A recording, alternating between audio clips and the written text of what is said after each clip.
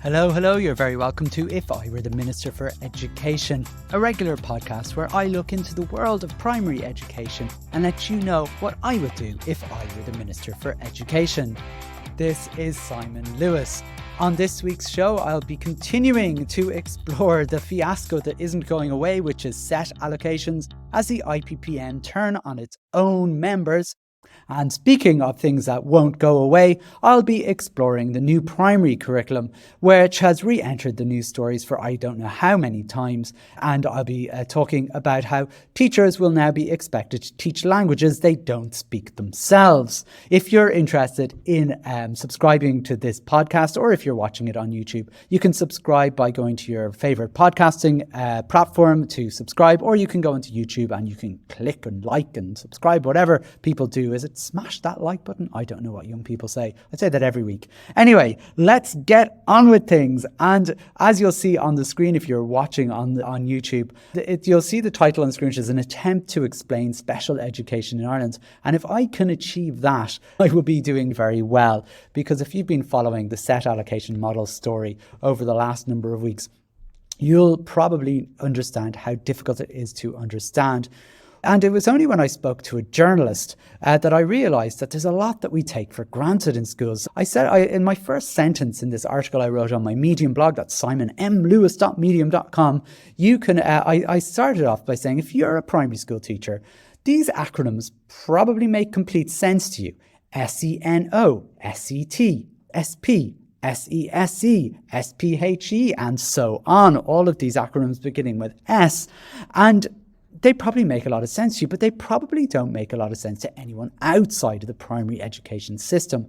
And when I was speaking to a journalist about the initially talking to him about special education, it was amazing how confusing things got, because he didn't really understand what the difference between a special class teacher is, a special education teacher is, and what a special needs assistant is, and why there are no teaching assistants in Ireland, even though he's heard about teaching assistants, which, funnily enough, there's a college course in Ireland, if you want to look it up, hoping to train you as a teaching assistant, despite there not being a teaching assistant job in Ireland, in primary schools at least. And it got me thinking about this whole debacle about the set allocations model. And there's been so many news stories over the last couple of weeks around set allocations. Basically, just in case you are living under a rock if you're a primary school teacher, or if you just haven't heard about the story, about a month ago, the Department of Education released their allocations to schools for special education teachers. And there was uproar because they essentially, I suppose in a nutshell, they have basically decided that all teachers are going to be decided, special education teachers are going to be decided on three criteria only. One of them is okay. It's on whether the school is in a disadvantaged area or not. But the other two, and the major criteria, about 94% of the criteria is going on your enrolment, which makes a bit of sense, but also based on literacy and numeracy scores that children would have received over the last 3 years. Now, for anyone who's involved in education, you will know that standardised tests in literacy and numeracy are not something that we take very seriously as a profession. We have to do them, but we understand their limitations. In fact, we understand them so much that we take very little heed of the results that we get. Often don't correlate with how well the children are doing. They are a snapshot, essentially, on one day. But a big talking point really was one of the criteria that was removed from set allocations for 2024 was the complex needs variable, which accounted for about 50% of allocations given up until last year. And the removal of that meant that children with complex needs are not necessarily going to be allocated resources. And it's a huge bone of contention, so much so that Inclusion Ireland, Down Syndrome Ireland and As I Am got together to make a joint statement or a joint campaign for them to be returned. And principals around the country, teachers around the country were going absolutely nuts about this as well, because effectively what happens is that children with complex needs may not necessarily get low standardized test scores. It actually, in some ways, it's quite insulting to children with complex needs that they're basically saying, we couldn't get the data on complex needs, so we just use your literacy and numeracy scores because you're probably going to get low test results anyway because you've complex needs. it's frankly baffling, really, that this would be the case. And obviously the advocacy groups are saying that it is baffling as well that they would do this. And we were waiting for education groups to come along and say, yeah, this is ridiculous, it's bad, it's not working. And they didn't. So the National Principals Forum, who I'm involved with, sent a questionnaire or a survey to principals, and sure enough, principals were aggrieved by this and not happy about it. So we decided to do a petition, joining the other campaigners that were out there. And roughly 700 principals basically signed this petition, and it was sent to anyone and everyone. And it's been bizarre, the outcome of this, because not only did the Department of Education dispute the accuracy of the principles, they actually went through every single line, every single school, and it's so desperate and petty and pathetic that they went through every single line. Rather than actually sorting out the problem, they decided to try and undermine this petition. I always wondered, because the other three advocacy groups did exactly the same thing. They had 1,300 signatories. And I wonder if they would go through all those 1,300 signatories and basically say, oh, well, two or three of those signatures came from the same house. And oh yeah, and these, about 5 of them came from from the same school. So clear, like the way the Department of Education are measuring these set allocations is they have this odd thing where they think the only reason a school would be annoyed about these set allocations was because they themselves would be losing hours, not because the system is based on junk data. And I think this is what the problem is. Basically, set allocations, when they were introduced in 2017, were based on 5 different criteria, and the 5 different criteria were basically set what your allocations would be. And since then, they've been manipulated, changed slightly depending on who you are, and developing schools were badly treated, and we have the data on that. But schools that were losing enrollments, in order to avoid a political kind of fallout, they kept ours, and essentially what we ended up with just junk data. And by 2024, what we have is we're using junk data and then adding further junk data, and ultimately the allocations are meaningless, and they don't actually provide schools with what they need. And we thought, well, fair enough, the Department of Education are going to try and run this under the carpet or whatever people do. But then, in the most baffling, I've never seen this before, the principals, the IPPN, which is the principals network, have actually turned on their own members in a statement. They made a joint statement, a joint communication with the NAPD, and I have no idea why they're involved. They're a secondary school organisation, and this has nothing to do with secondary schools. And the NPC, they've turned on their parents. They're the National Parents Council. They basically have called the calls from advocacy groups and the National Parents Forum that it's misinformation or miscommunication or misconceptions, all the kind of bluff words that are used by organisations. It's astonishing. And you wouldn't mind if their joint communication, or they're basically essentially saying that you're all wrong, was based on any communication with their own members. But they didn't consult with any of their members. The advocacy groups had consulted with their members. They got 1,300 signatures to a petition asking for this set allocations to be paused. And the National Principals Forum asked all schools about their opinions and got all the data, and then asked for a petition. The IPPN didn't ask anyone. And to be honest with you, we don't know where this is coming from. This is a very odd situation, and it really, I think, has baffled many people involved in education. And I think everybody suspects the IPPN are generally a good organisation. They've lovely people in there. I know them. Some of them are my friends. And then they come out with this. And nobody knows why. And it's interesting, they came out with it, but didn't refer to it again. They didn't tweet it. They usually will tweet their joint communications. They didn't tweet it. They also didn't add it to their weekly newsletter that they send to newspapers.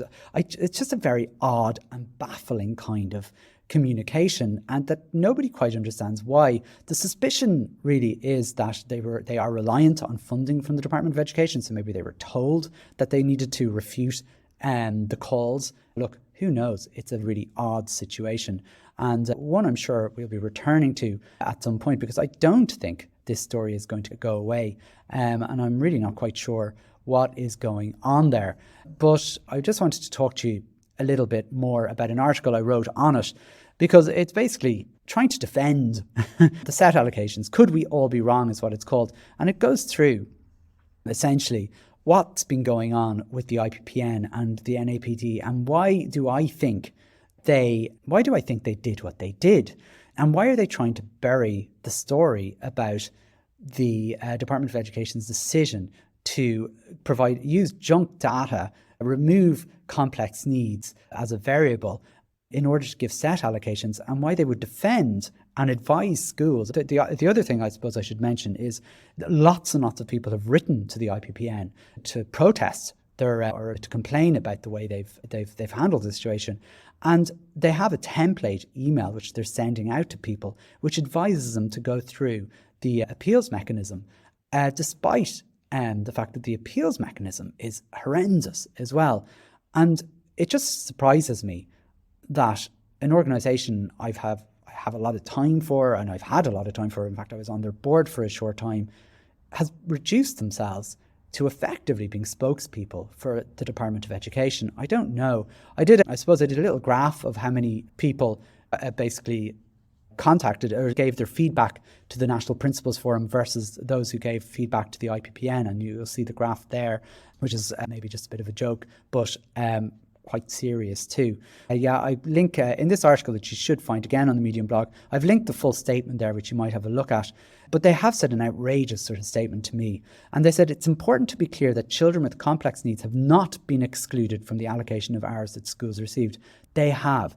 And I put this fallacy to bed. From 2017 to 2022, the set allocations were calculated under 5 criteria, and I list those, and then 3 criteria now, which is and the 2 criteria that are missing from those 5 are gender and complex needs data. The Department of Education even admitted themselves that they dropped complex needs as a criteria because they couldn't get the data from anywhere, and they decided they would increase the weighting of literacy and numeracy scores. Now, I'm spending a bit of time here because I can't understand why the IPPN have done what they've done. Is it that they're really out of touch, that they don't understand children with the complex needs can and often do score highly in literacy and numeracy tests? Because I could get it. I can get if they are out of touch.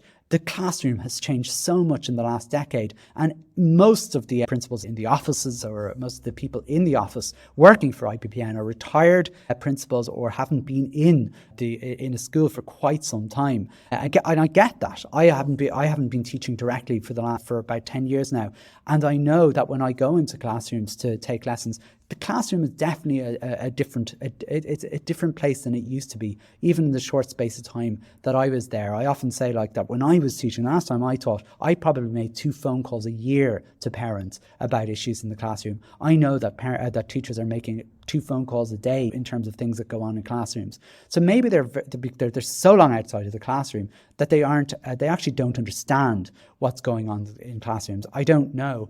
But I suppose what really, do you know the people, I think young people again, they're with triggering language. But if you want to trigger me, there's plenty of ways you can do so. You can call your school inclusive or very inclusive. Or you can, when you talk about special education needs, you can say pupils with the greatest levels of need should now have access to the greatest level of support. This really annoys me, and it actually annoys anyone working in a school, because you'll hear that statement used by people in the NCSE, people in NEPS, people in the Department of Education, and now our own representative body are using this really awful line that pupils with the greatest level of need should have access to the greatest level of support. If you want to translate that sentence into English, if you want to translate it away from spin into English, into normal English language, that sentence means that children with needs, what you're saying here is that schools will choose what children do not get access to support. So all your children with support, that have support needs, will not receive support. Only the ones with the greatest level of needs. So in other words, children with the least level of needs will despite having needs, will not have any support. That's all it's saying. Essentially, when people say that to me, I always ask them, so you're asking me to choose which children who have needs don't get support? And they laugh, because they don't care. And isn't it awful to see your representative body using that sort of language? It's awful. It's really awful. And they go on to explain to us why we're wrong and using baffling language. And there's a little word in here I love, and I have to tell you about it. I'll read it. Given that the revised allocations model is now underpinned by more accurate data provided by schools, it is hoped that a quantum of hours allocated to schools will better enable children with additional and complex need to achieve and thrive in their mainstream settings. A quantum of what? Quantum? It's such a baffling word. Why would they? What person uses the word quantum in everyday language? Nobody is the answer to that question. But they've used 3 times in their sentence. So I decided I'd check out what does quantum mean. So I looked up a few dictionaries, and I found my favourite one, which is it's the smallest amount. It's a science word. It's used in physics, really, and chemistry and stuff like that. It's used in science. It's not used in allocating resources to children in schools. But it's actually the smallest amount of, or a unit of something, especially energy. I like to condense that to the smallest amount of energy. And that could equally define the level of representation that the IPPN are giving to their members in this case. But I just want to back up a little bit, because that word quantum is very distracting, and maybe deliberately. What I wanted to look at here was this thing about the revised allocations being underpinned by more accurate data. So what is this accurate data? And they both use this, the IPPN and the Department of Education, aping the same language, accurate data. The accurate data is, and I'll tell you what they are. It's enrollment figures and standardized scores. That's it. There is no other data being used, and those 2 pieces of data do not provide accurate needs for a school. And they just, it's just annoying, really, to hear your representative body behaving like this. And I don't really understand. And it's not just me. It's not just the National Principals Forum. It's not just the advocacy groups. It's not just us. There's plenty of people. And I'm just going to go through. I just pasted 3 tweets or Twitter threads or X threads from other principals or people involved in education. And it just goes to show, this is just people who are online and unable to comment. I've spoken to several principals who just are shocked. People are just baffled, and nobody can quite understand it. Essentially, what can we do? I just don't know what we can do about it. And I suppose the irony, and I conclude, and I will conclude with this thought, is that on the day after that the IPPN released this statement, basically throwing their members under the bus, they also shared a really good article from their vice CEO, their deputy CEO, which has been published in the Education Yearbook, a fantastic journal, titled The Health and Wellbeing of Irish School Leaders. And this article essentially shows that burnout, stress, sleeping troubles, depressive symptoms, somatic stress, and cognitive stress have all increased in principals since 2015, all the way up to 2022. And all of the conclusions state that it's getting worse and worse. And in fact, we know that principals of primary schools are suffering certain forms of stress and burnout twice the normal rate of most other jobs. And isn't it ironic that when 700 or more of their members make a public cry for help, their response was to tell them that we were wrong? Let's move on. It's the new primary curriculum, and do you know what? When you've got a new primary curriculum which teaches all the new subjects of all, let's reduce to a headline: sex! Yeah, it's all about sex education to be taught at an earlier age, under new primary curriculum. That's from the Irish Times. And Today FM also headlined with sex sells, and sex education in Ireland. And the maddening thing, I suppose, is that really that's the headline. And it's quite frustrating, because the actual truth of that story is that puberty will be taught in 3rd and 4th class rather than in 5th and 6th class. And you know why? Because children in 3rd and 4th class experience puberty. Probably a good idea for them to know what's going on there. That's the only change. And that's the headline. There's much, much bigger stories, really. And they were actually well developed and well spoken about by Carl O'Brien the next day when he discussed what was actually changing. And it's a really good article. I'd recommend you look at it. It'll be in the show notes. And we'll be talking about learning new foreign languages. STEM will be a subject in the curriculum, and also a lot more on well-being. It's a lot to squeeze, he says, and absolutely that's true. So he decided, that was funny, so much more to squeeze. So we'll be reducing religious instruction by half an hour a week so we can fit in all this extra stuff. And I'm not going to go on about religion, the role of religion in schools. There's actually a really good letter from David Graham in the Irish Times, which is in my feedly link, where he talks about what the impact of that will be, i.e. none. And in fact, I would argue that it cements the role of faith formation and religious segregation in schools for another generation. But as I said, I don't really want to go on too much about it. As I said, Carl O'Brien talks about the different flashpoints. He talks about the sex education thing, and in fairness to him, he does clarify that it really is just puberty. The focus on foreign languages, a weird one, this one. I think foreign languages are going to be taught by class teachers, whether or not they speak a foreign language, which is an interesting one. I'm going to be brushing up on my Slovakian and my Lithuanian, and probably going to try and learn some Portuguese as well. I don't know. Look, I'm really unsure about how this is going to work. I've been asking people online about this. In Scotland, apparently this is fine. I spoke to a teacher in Scotland who's been teaching Italian for the last few years, despite not speaking Italian, and he said it works out. So look, despite being a bit cynical about it, I am going to obviously find out a little bit more, because I don't actually know how to teach a foreign language if you don't speak that foreign language. I guess if it's happening in Scotland, it must be possible. And it may be happening in other countries as well. I don't know. So look, that's one change. The other changes that are happening to the curriculum, which aren't being widely reported, particularly in this article or others, is technology is a new subject in the curriculum. And I have argued for years that I would not like to see technology as a subject. I like it as a methodology, but it is going to be part of the STEM subject. Not a lot known about it yet, so maybe that's why, and there will be consultations on it. We don't know whether we're going to be teaching children computational thinking, which might be better than teaching them coding. They're not the same thing. But I do know that a small news story that happened was that schools are all going to be giving coding kits by something called Tech Tips, or is it ICT Tips? Sorry, a project in Trinity College. So I don't know if it's anything to give us a heads up about. If we're going to be teaching coding to children, it's yet another foreign language, I'd suggest, that we'll be expected to teach, having no knowledge of the subject or of the language ourselves. Other things coming into the new curriculum, I suppose it says we've only 7 subjects, but in reality we're adding lots of new subjects into the curriculum. As I said, the well-being thing, which has been reduced down to sex education. There's a lot more going on in the well-being thing, and it's actually a good. People would probably accuse me of being negative all the time, but actually I don't like the word well-being, but for the purposes of calling subject something, I'll take well-being. I can't think of a better word, so I suppose I'll bow to that.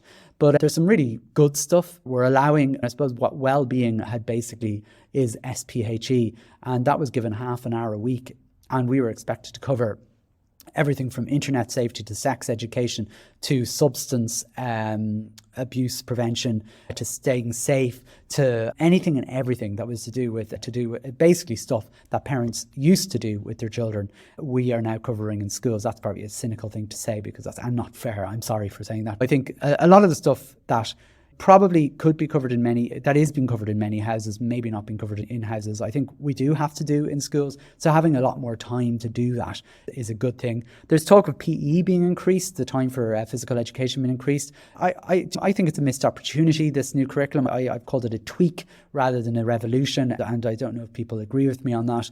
But I think there could have been much braver ways of doing this curriculum. I promised I wouldn't talk about the religion. That was one example where that could have been very brave, but it isn't. And it's disappointing to see that they're just merely allowing another generation carry on with faith formation, albeit for half an hour less per week or 6 minutes per day less. It's disappointment. But look, I suppose the primary curriculum will be discussed for the next few years as consultations are ongoing. It's curious to me that despite all the consultations over the last number of years, that very little has changed since they've announced it. It's a shame. I think if people really listened to the consultations that were going on, we'd have a very different curriculum coming on than the one that was announced 3 or 4 years ago. It seems very similar. But look, I'm sure I'll be returning to that very soon. You're probably wondering why I said at the start I wasn't looking through bins. If you are on the podcast, you're not going to have the benefit of this. But if you're looking on YouTube, and please come along to YouTube to have a look at this, I'm going to show you a picture of a principal. Should I try and look like him? Yeah, he's like a younger version of me with much cooler glasses, actually. This is a principal in Doncaster in England. He's actually a secondary school as well, so it definitely isn't me. I'm a primary school principal. But a secondary school is monitoring families' bins, cars and posts to crack down on unauthorised people's absences. This is an amazing story from the UK. Astria Academy Woodfields in Doncaster, in South Yorkshire. Doncaster is a little town outside Sheffield, my beloved Sheffield, and it's checking driveways, boiler flues, to see if families are actually home or away on holiday. And the principal, David Scales, is saying they're being conducted out of safety concerns for absent children. I'm just finding this what an amazing story, and I hope we're not going down this route over here in Ireland. In fact, I think we're probably doing the opposite. We're not taking much care at all. I think we're on the other side of the spectrum. The UK are obsessed with student absenteeism to the point of fining parents if they don't send their children to school. In Ireland, where I think if you might remember from the last episode, I was on. Was it Drive Time? I think it was on Drive Time, where Sarah McInerney and Cormac, I can't remember his surname, sorry, Cormac, we're having a gentle kind of teasing of me about parents taking their children out on holidays, and sure, go on, it's all right, isn't it? Yeah, we're very much the opposite end of the spectrum. I hope we never end up in a situation we are searching through the bins and looking at gas boilers to make sure children are coming to school.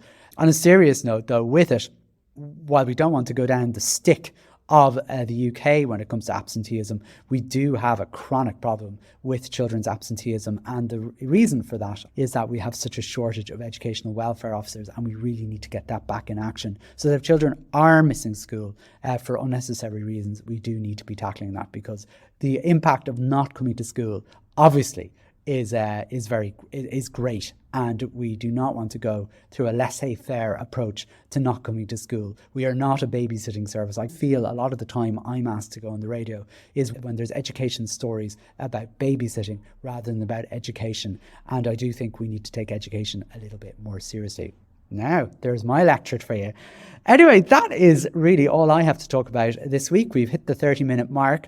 I've loads and loads of other stories that have hit the news on my Feedly channel. You can have a look at that. But go over to onshaw.net, where you'll see this and lots more articles, mainly around set allocations this time round. But there's also a few bits on technology. I have a little article there on how to make a comic strip using Canva, a really great tool.